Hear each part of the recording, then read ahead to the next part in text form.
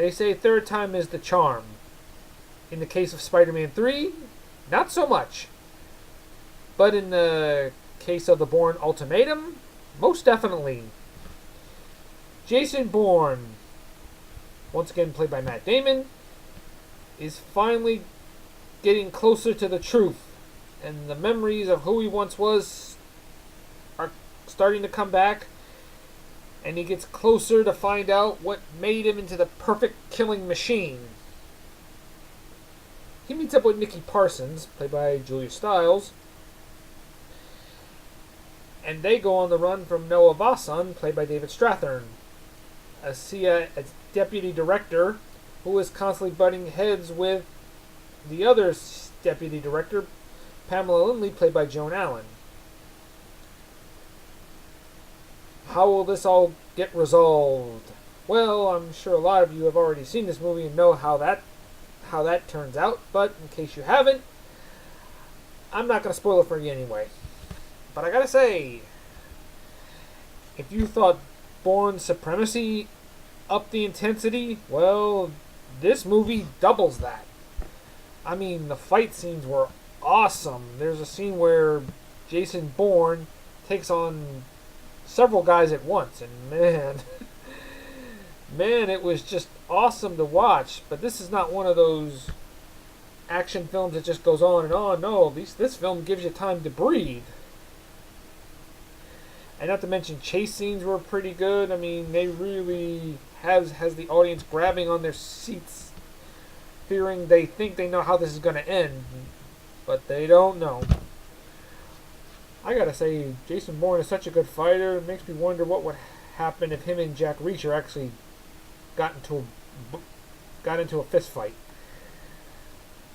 Why am I bringing that up? That's not important to this review. Anyway, I like that Julia Stiles' character gets more screen time. We get to know her more, and the movie sort of hints that she and Bourne had a relationship.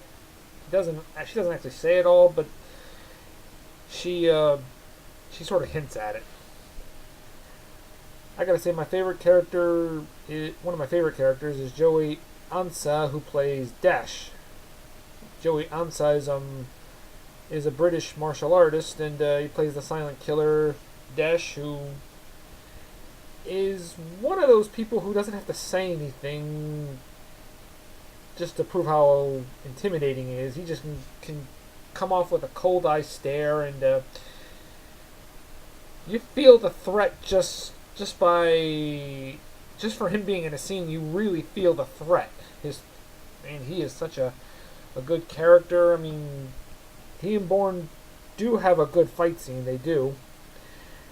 And what also makes this movie good is not just the action, but the tension between Strathairn and Allen. I mean, those two really also sell the scenes they're in. I mean, the tension between them really is also good to watch. Albert Finney is good too. Won't tell you who he plays in case you haven't seen this movie. And I really thought this was going to be the last one. Apparently, so did Matt Damon. But he said he wouldn't do it unless Paul Greengrass came back to direct. We all know about the Bourne Legacy. That was... What can I say about that movie? That movie was just okay. It wasn't terrible, but it wasn't great. It was just kind of okay. I hear Jeremy Renner's Bourne character, Aaron Cross, is going to get a sequel too, so I might check that out. That movie was just okay. Jeremy Renner's good, but he's no Matt Damon. No, Matt Damon really sells the character of Jason Bourne. He really does. That's how good of an actor he is. I love a scene where he expresses guilt about the victims of the past, and how he just tries to remind himself he's not that guy anymore. So I give the Bourne Ultimatum a 10 out of 10. Bye bye.